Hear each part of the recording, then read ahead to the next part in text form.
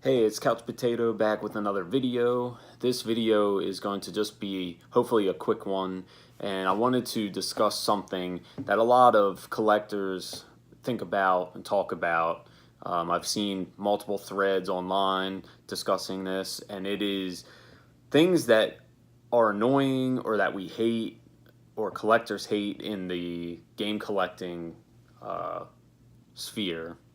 So, with all game collecting, what are some things that are, you know, pet peeves or things that we don't like or things that annoy us? So, I did a poll on Facebook and got I wrote down 10 of the most common responses that I've got from my question about, what are your annoyances? What are things you hate about video game collecting? As with any hobby, there's probably things that you hate about it, whether you collect baseball cards or you collect whatever, Happy Meal toys, whatever you collect.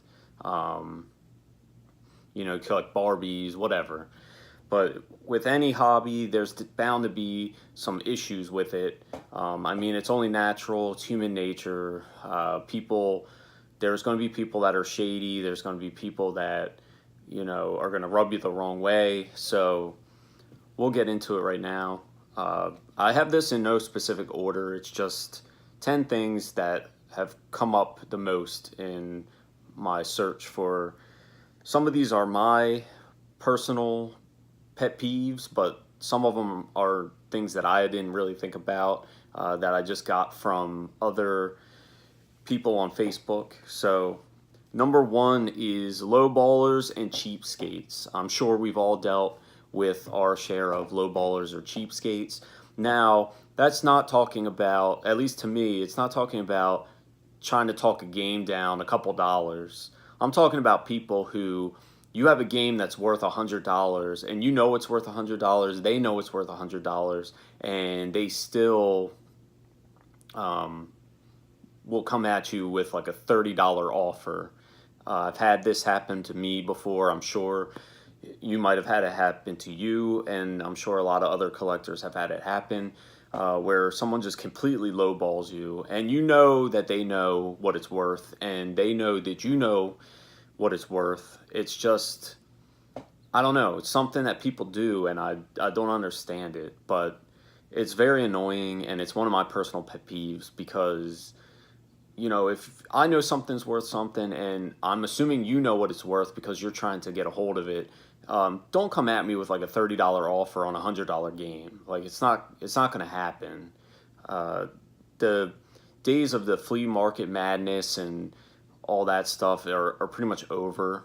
I'm sure there are exceptions to this, but I've gone to the flea market pretty religiously. Now it could be my area, but I've been hearing from other people as well, other YouTubers, friends of mine, and it's the same across the board. And as far as I'm concerned, that those days of getting $100 game for like $10 is pretty much over, unless you get really lucky.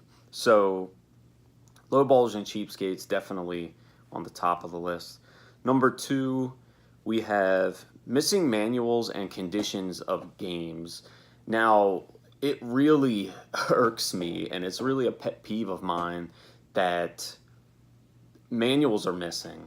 Now, I can understand for like Nintendo, because Nintendo, like Super Nintendo and N64, they had cardboard boxes. A lot of times, those boxes would get destroyed or they would get thrown out, and they would have no place to put the manual. So, it's understandable that some manuals have gone in the trash or have gone missing.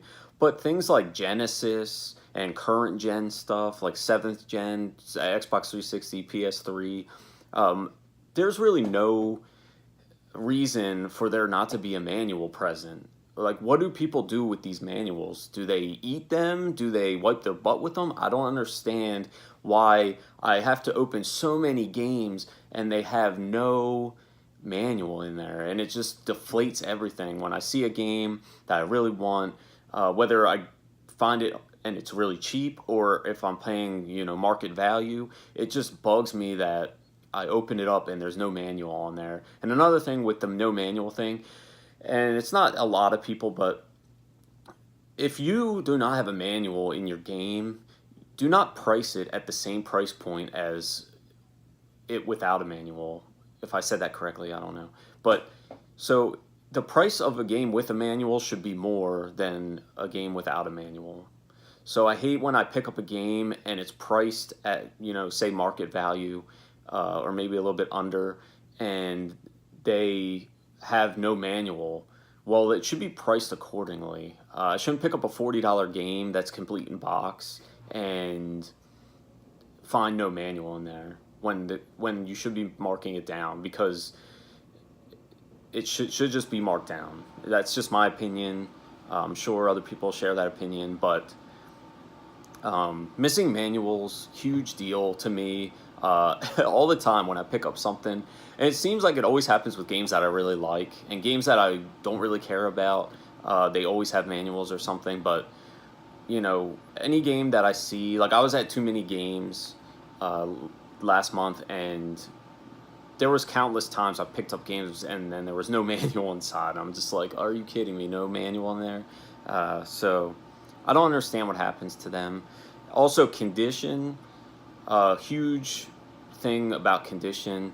Now, like I said, older games, your Nintendo, Super Nintendo, Genesis, not Genesis a little bit better because of the cases that they had, but back then when I was a kid, when those things were, the new thing, we didn't really think about that stuff. We didn't really think about collecting. We didn't really care. We didn't know that video games were going to become as big as they are now. It was just something fun to do, and spend your summer playing games with your friends, because back then was a lot of couch co-op. There wasn't really online play, or there wasn't any online play.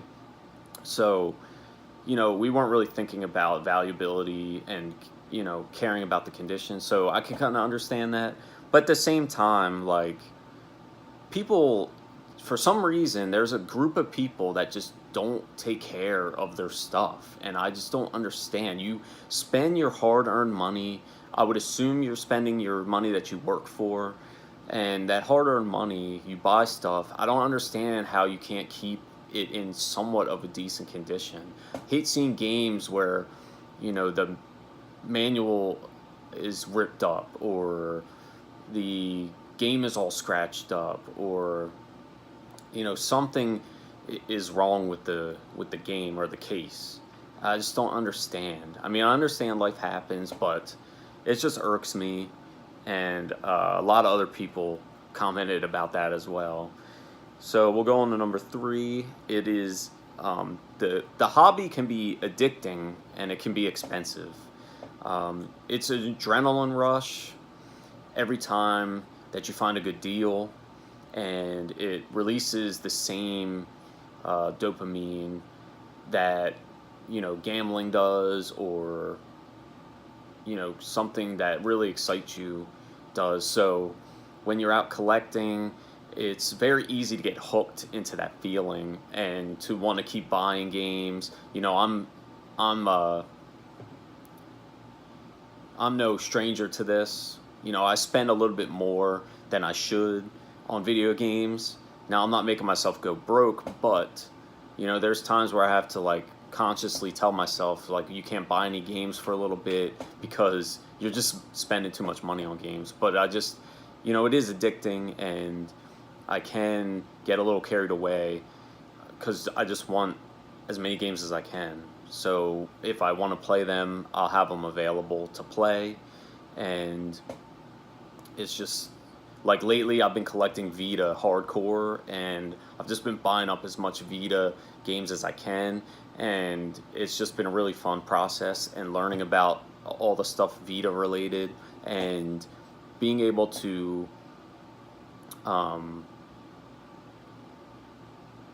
that rush that you get when you find that good game that you've been looking for.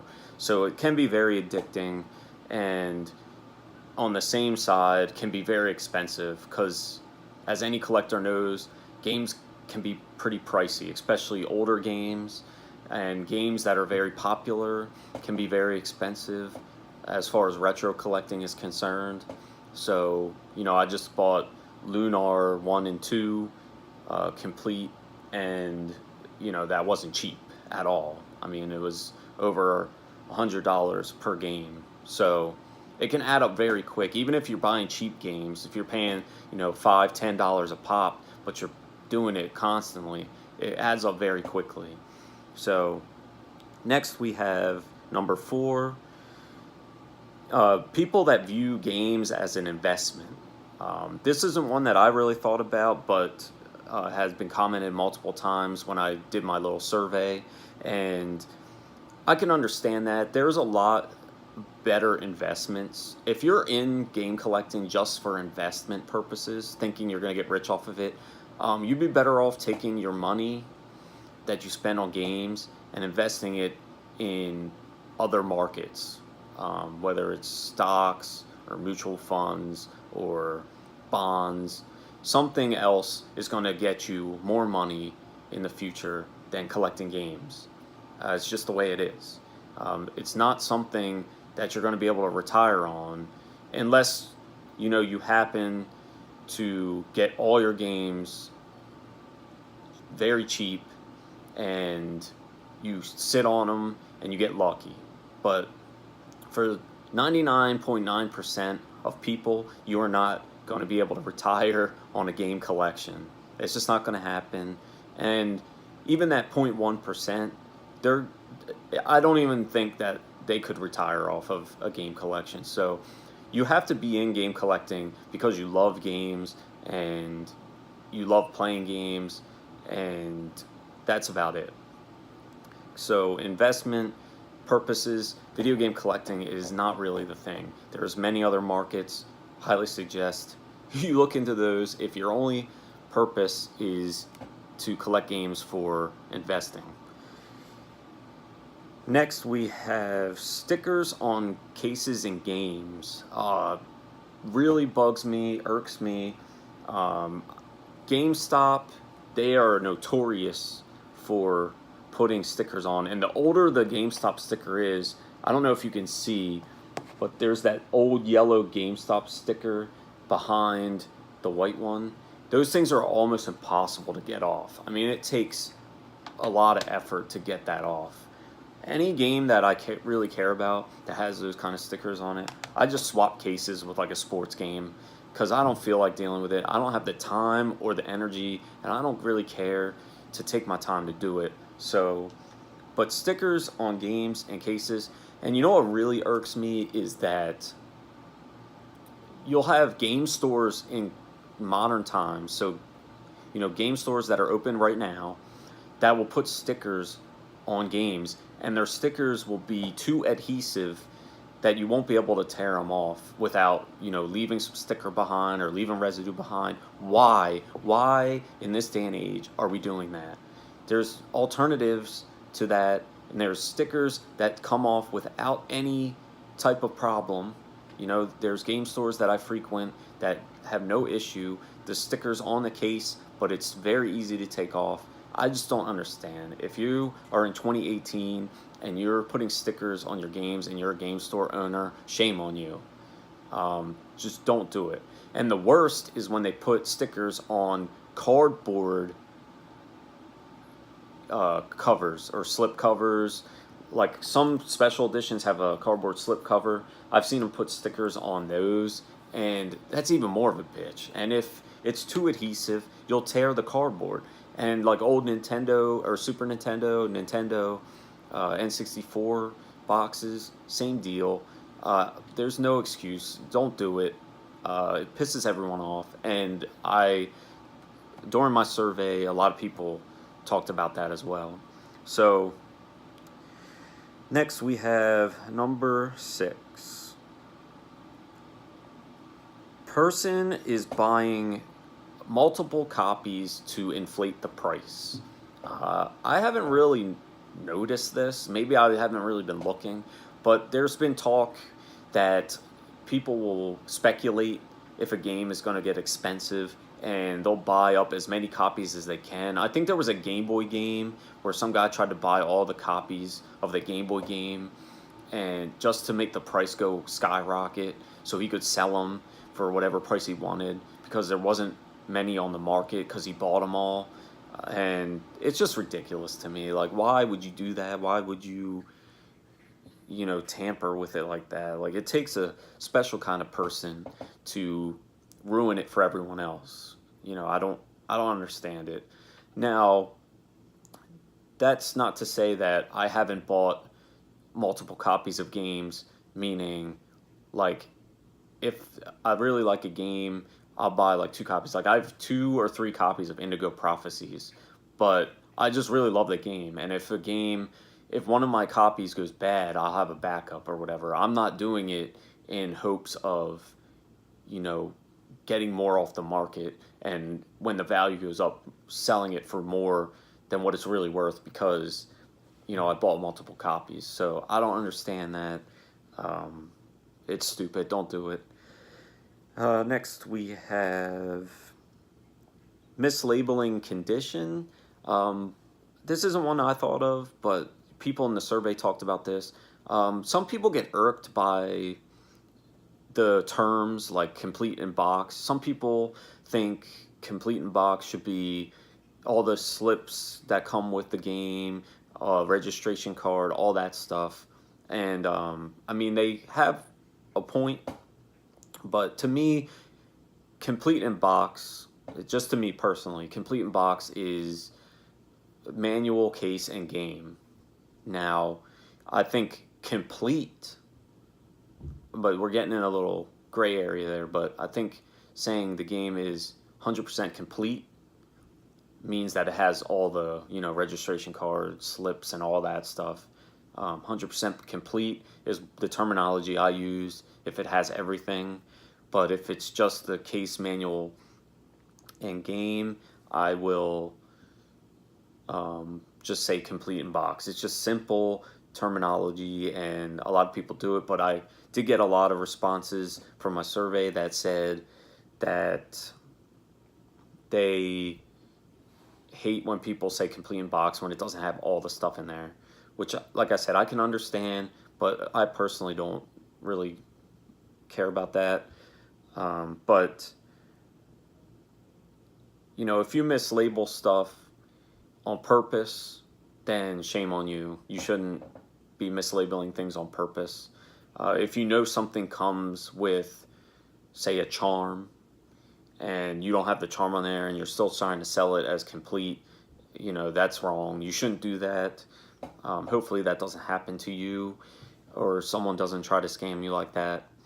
But it is good to do your own research before you purchase, especially expensive games, because you never know. There's a lot of forgeries out there in the video game world, a lot of fakes, a lot of repros. There's a lot of shadiness going on at times that you might want to just verify what you're getting is what you're getting, and what needs to be in there is in there. It just saves you a lot of headache and stress. So next we have number 8, really smoky smelling games and games that are dirty. Kind of comes down to condition, but there has been games that I've got that have smelled like someone smoked 20 packs of cigarettes right in front of it, and that's pretty disgusting, pretty nasty. No one wants that. No one wants to bring that into their home. I understand that there's people that smoke in their house, although you shouldn't because it will mess up your walls and everything else like that. But like, to buy a game that's smoky or dirty, there's games that I've found that have looks almost like shit stains on it. Looks like someone wiped their butt with it, and it's not cool. If you're selling a game, this is another thing. Whenever I sell a game, or even if I'm taking a picture of a game that I found to post on Facebook or whatever, I always make sure I clean it, have it looking presentable. Anything before it goes into my collection, I make sure it's cleaned. If I have to swap cases, I'll swap cases. and I make sure it doesn't stink like anything. And if I have to, I'll figure out ways to get that smell out. But it's just, it's not cool when you come across a game and it's just dirtied up or is in nasty condition. Systems, another thing. A lot of people have found systems with bugs in them and stuff like that. I understand that bugs are attracted to heat and that's why they go in to game systems and stuff like that. But, you know, it's just gross and skeeves me out. And for some reason, a lot of PlayStation 2s, especially the fat models, you find them in the crappiest conditions. Like, I don't know what it is, but they'll have like poop smeared on it and looks like a cockroach is gonna scurry out the back, and I just don't understand. People need to take care of their stuff is basically what it comes down to. Next we have number 9, fanboys of a specific console. I have some consoles that I really love, like Sega Genesis, Xbox 360, PlayStation Vita, and the PSP. Those consoles I heavily collect for and really love, but I'm not one to say I hate any specific console or that you're stupid if you like that console. Like, I'm not a big fan of Nintendo. Anyone who knows me knows that I'm not a big fan of Nintendo. I think their games are a little too kiddie. I just can't get into them. I think they're, you know, full of gimmicks and stuff like that, like the Nintendo Wii and stuff like that. I don't like Nintendo. I really don't. And maybe it's because I grew up playing Sega Genesis that I just, you know, I'm still in that console war mindset. But I'm not opposed to Nintendo either. Like, I have an N64. I play the wrestling games on there. I have a Nintendo DS. I play some Mario games on there. I play Super Nintendo games. My brother collects Super Nintendo heavily, and I'll play Super Nintendo with him over at his house. He has a pretty good collection of Super Nintendo games. So I don't hate Nintendo, I just don't like Nintendo. Like, I dislike Nintendo. But I'm not going to say you shouldn't collect Nintendo or you shouldn't like Nintendo. If you like Nintendo and you collect Nintendo, great. That's good. I understand their appeal. They have a more mass appeal because, you know, they're a little more friendly as far as like for children and stuff like that. And, you know, they do have good games. Like, there's Nintendo games like Zelda, amazing. Donkey Kong was amazing. So, you know, but what people were saying is when you think that you're holier than thou, like PS4 has kind of got this like fanboyism going where, you know, they just shit all over the Xbox, and I don't understand it. I have both the PlayStation 4 and the Xbox One. I play my Xbox One more than my PS4, honestly, because online, I don't feel like paying for both online services. I just prefer Xbox One's online better, and I use it mostly for, you know, streaming. Like, I have Twitch on there and YouTube and Netflix. So, you know, I use it mostly for that kind of stuff. And then for online gaming, I use that. But I still play the hell out of my PlayStation 4. My PlayStation 4, I love playing games on there. The Uncharted series, I love... what else did I have for them that I like? The Last of Us Remastered was amazing. Until Dawn, really fun. Vikings, Wills of Midgard. Just, I don't understand, but a lot of people say that they're tired of fanboys that claim a certain console is better than every other console, or any game's better than any other game. Just don't do it. People can game however they want to. If you like a certain genre of game, play that certain genre. If you don't like a certain genre game, don't play that certain genre game. I'm not a huge first-person shooter fan. I'm not a huge fan of open world games. I'm more of a linear game, story-driven game type person. I also like tactical games that make you think and strategize. That's just me. But I'm not going to hate anyone who enjoys the open world games and the, you know, first person shooter type games. If that's your thing, that's your thing. That's the reason why they make so many different games. For everyone's taste. Not everyone likes the same things, but you should never hate on someone who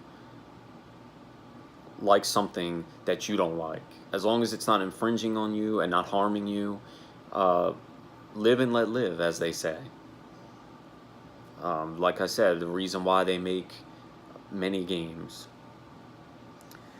Alright, next we have the final one, number 10, and that is people who sell games for more than they're worth.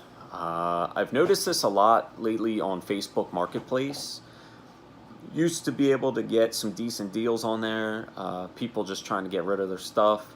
But lately, it's like you find an Xbox 360 with like 3 $2 bin games from GameStop, and they'll want like $150 for it. And it really should only be like, $50 or so.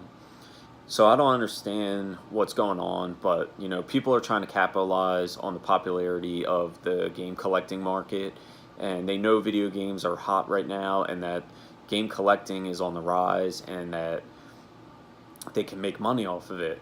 But it's just very annoying when you see, a $10 game being posted for like $30 on Facebook Marketplace, especially, is where I notice it the most. But also game stores too. I understand game stores have to make a living. They have bills to pay and stuff like that. But if a game's worth like $25 and you have it in your game store for like $50, it's not cool. You know that we know what the games are worth. Now you might get some people who just randomly pop in there and they don't know, so they'll pay that price, and that's probably what you're hoping for. But general rule is people who are into video games, and especially older video games, they know what those games are worth, at least from my experience. So to sell something for way more than what it's actually worth is just crazy to me, and it's not cool. And at Too Many Games, which, by the way, if you haven't gone, I highly recommend. At Too Many Games, there was a lot of sellers who were right on market value and some that were under, but there was also a handful that were above market value and some that were above by a lot. And it's just really annoying when, that's why I tell people that go to Too Many Games that you have to look around the whole sales floor before you make your purchases. Unless you see something that is good value and you really want it and you need to snatch it up before someone else does, that's a different story. But, for general rule, you want to, put your feelers out and know that you're getting the best deal that you can, or that you're not getting gouged. Because I definitely saw some people that were selling things for a lot more than what they were worth, and I've also seen this in a couple game stores through my travels up and down the East Coast, and it's just not cool. Don't take advantage of people. That goes for resellers. Not resellers is such a bad word, but that goes for other collectors who sell their games as well, or if they find games out in the wild and go to resell them. I've done this as well. I've found games for really cheap, and then I already have the game, so I just sell it to make some money off of it, or I use it for trade towards a different game. But just don't be that person that overvalues their game, and just don't be a douche is basically what it is. A lot of this just has to come down to, one, taking care of your stuff, 2, not being a asshole, and 3, just avoiding things that could easily be avoided, if I'm making any sense. I feel like I'm kind of rambling, so I'm going to end this now. But yeah, this is 10 things that I hate, or that the community hates, about game collecting, and hopefully we can try to clamp down on a lot of this and call out people who are being shady or scummy. I think that should happen more often, that if someone's being shady or taking advantage, call them out. We should call them out. There's nothing wrong with trying to get your money's worth, but when you're going way above, or you're undercutting way under, like a low baller, or anything like that, anything that's shady should be addressed. If you have anything that wasn't on this list, make sure to comment down below and let me know. But these were 10 of the most common things that I got from my survey. Some of them I agree with, some of them I don't really care, and some of them were just gathered through, the most responses from the survey. And you can just leave your comment below if you have anything to add, or if you disagree with me, that's fine as well. These are just my opinions and how I view it. So, I could be completely wrong, but it's just how I feel. So anyway, keep gaming, keep collecting, and be good to each other. One love.